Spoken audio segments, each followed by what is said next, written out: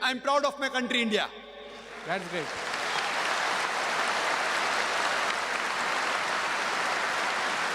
It is one of the few countries in the world which gives the right for the citizen of India to preach, propagate its religion and practice.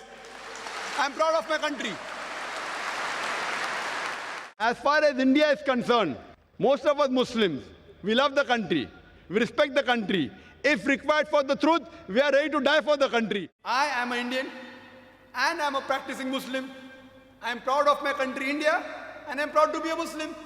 So no problem in Islam if you are an Indian and practicing Islam. The Dutch Islam teaches to give priority to the religion, that is dharma or mazhab, before the country or motherland, that is Matribhumi or Qaum.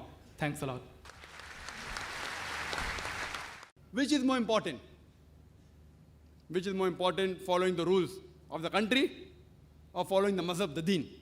It is like you asking me, who do I belong to first? Do I belong to my father or my mother first?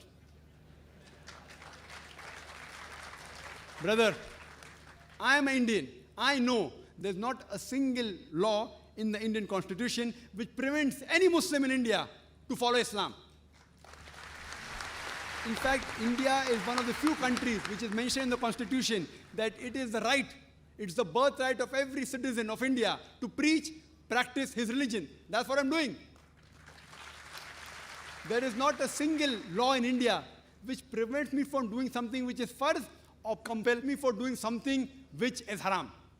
There is no law. There is not a single law in the Indian constitution which prevents me from becoming a good Muslim. Therefore, as far as I am concerned, I am a very practicing Muslim, alhamdulillah, and also practicing Indian. And if by definition, by geographical definition, an Indian geographically is called Hindu. So if Hindu means a geographical definition, I am a Hindu living in India and I am a practicing Muslim.